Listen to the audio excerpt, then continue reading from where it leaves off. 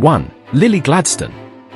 Lily Gladstone had proven her acting chops and won critical acclaim in Kelly Reichardt's 2016 indie drama Certain Women, leading top billing alongside Kristen Stewart, Michelle Williams, and Laura Dern.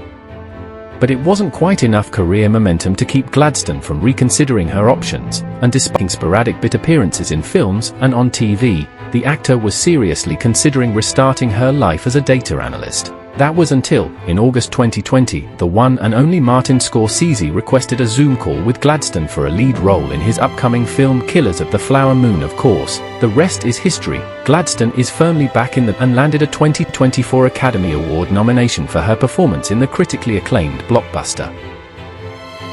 2. Brendan Fraser. After becoming a veritable action star leading the Mummy franchise in the 90s and early 2000s, Brendan Fraser spent years out of the spotlight until re-emerging in 2022 to near-universal acclaim for his role in Darren Aronofsky's The Whale. This absence was no fluke. After speaking out about sexually assaulted by the former president of the Hollywood Foreign Press Association in 2003, Fraser claimed he experienced industry blacklisting and deep depression. That, on top of numerous traumatic injuries accrued from working on The Mummy, kept Fraser from the mainstream and relegated him to a series of overlooked side roles. With The Whale, Fraser's return to the silver screen led to an inspiring comeback narrative and ultimately, awards glory as the Best Actor Oscar winner in 2023. 3. Ke Huy Quan. Though he spent his childhood acting in some of the biggest movies of the 1980s, Indiana Jones and the Temple of Doom, The Goonies, Ke Huy Quan found that appearing in major blockbusters wasn't exactly a meal ticket to Hollywood. As an Asian American actor, Quan struggled for years to find his footing before quitting to work behind the scenes on films like Wong Kar-wai's 2046. Still, shortly after deciding to return to the profession in his late 40s, directors Daniel Kwan and Daniel Skeenet asked him to audition for the role of Waymond Wang in their 2022 film Everything Everywhere All at Once. Kwan received rave reviews and a Best Supporting Oscar for his work in the film and has since appeared in series like Loki and American-Born Chinese. 4. Mickey Rourke. During the 80s, Mickey Rourke received praise for his performances in Barfly and Angel Heart, and he led Francis Ford Coppola's Rumble Fish and To the Pope of Greenwich Village. However, he later experienced a string of commercial failures and directors deemed him difficult to work with, so in the 1990s, Rourke quit acting to pursue boxing. Though his time in the ring unfortunately led to injuries that required extensive facial reconstructive surgery, he began slowly making an acting comeback during the 2000s in films such as Sin City and Domino. In 2008, he starred in Darren Aronofsky's The Wrestler, earning an Academy Award nomination for actor and a Golden Globe win. 5. Jennifer Coolidge. Though she made her mark on pop culture as Stifler's mom in American Pie, Paulette in A Legally Blonde, and as a frequent collaborator on director Christopher Guest's films, Jennifer Coolidge saw her career flatline for years in a series of less-than-buzzy side roles. But after a friend persuaded her to take on a role in Michael White Lotus, things quickly turned around for Coolidge. Her performance as Tanya McCoy in the first 2 seasons of the anthology series earned her both Primetime Emmy and a Golden Globe Awards, and in her emotional acceptance speech for the latter, she thanked White for helping reignite her career. 6. Michael Keaton. Though some may know him best from Beetlejuice, Michael Keaton cemented himself as a Hollywood great by taking on the role of Batman in Tim Burton's 1989 and 1992 DC Comics-based films.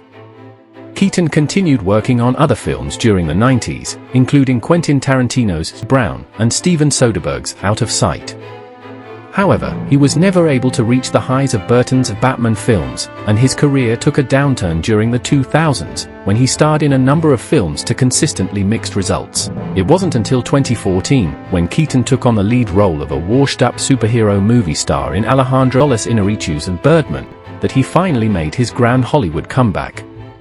He went on to star in another Oscar-winning film, Spotlight, just a year later. 7. Eddie Murphy. Eddie Murphy was once one of the world's most beloved and successful comedic actors, jumping from a stint on Saturday Night Live in the 80s to a succession of now iconic comedy films like Trading Places, Coming to America, and Beverly Hills Cop.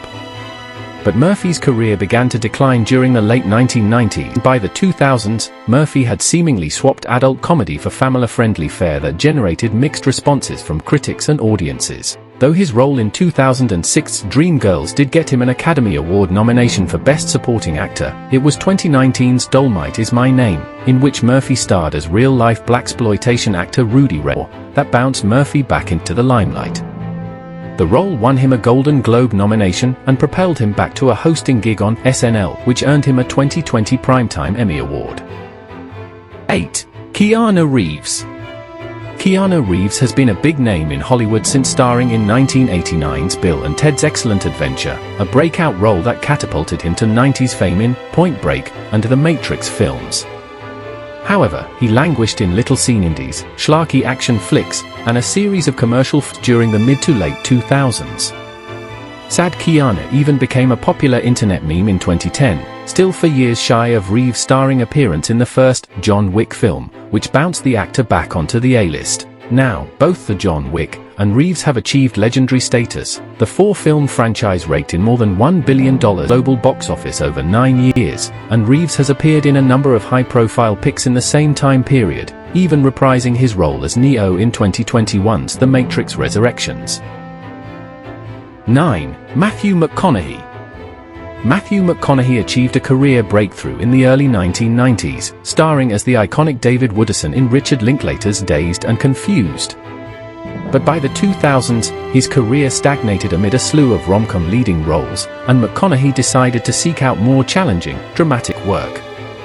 During the 2010s, an era often called the McConaissance, McConaughey starred on HBO's True Detective series, as well as movies like The Wolf of Wall Street, Interstellar, and The Dallas Buyers Club, for which he won an Academy Award. 10. John Travolta.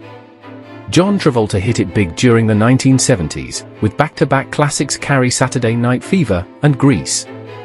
But by the 80s, Travolta's career hit a bit of a standstill. He re-teamed with director Brian De Palma for The Blowout, which was lauded by critics but bombed at the box office, and he continued to star in a slew of critical and/or commercial failures. When a hip, new director named Quentin Tarantino burst onto the Hollywood scene in the early 90s, Travolta's career was granted a second life. Travolta was cast as mobster hitman Vincent Vega in Tarantino's Pulp Fiction, a performance that brought him back from the acting doldrum and earned him an Academy Award nomination. 11. Drew Barrymore. Born into the acting dynasty of the Barrymore family, Drew Barrymore began her career as a child actor in flicks like Firestarter and E.T. The extraterrestrial, but being a Nepo baby did not necessarily mean Barrymore had it easy. As is often the sad case for child actors, Barrymore had a notoriously fraught, unstable childhood, during which she misused drugs and faced challenges related to her mental health. She spent time in both rehab and a mental institution as a young teen before becoming emancipated at age 14 from her mostly absent parents. But after getting cleaned up, Barrymore has gone on to enjoy an extremely successful Hollywood career as an adult, from starring in films like Scream, The Wedding Singer, and Charlie's Angels to now hosting her own talk show. 12. Natasha Lyonne. Although Natasha Lyonne starred in numerous films as a teen actor during the 90s, But I'm a Cheerleader, Slums of Beverly Hills, American Pie, her promising career floundered for a number of years. While she continued to act, she was dealing with an addiction to heroin, which brought with it a number of life-threatening health issues. However, Lyonne has been clean since 2006, which allowed her to find a later career revival through a role on the popular Netflix series Orange is the New Black. This comeback eventually led her to create her own acclaimed series, Russian Doll, and, more recently, star in Rian Johnson's Poker Face. 13. Mandy Moore. Mandy Moore made it big as a pop singer in the late 90s and early 2000s, rising to fame with her hit single Candy in 1999. By the turn of the century, she was dipping her toes into the acting world, debuting in The Princess Diaries, and breaking hearts everywhere in the romance drama A War Member. However, aside from voicing Rapunzel in Disney's The Tangled, Moore remained mostly overlooked or in supporting parts in the early 2010s, and her films did not often garner critical praise or box office profits. Moore seemed to struggle to find her second act, but she eventually starred in the NBC melodrama This Is Us in 2016, which later earned her a Golden Globe nomination. 14. Nicolas Cage.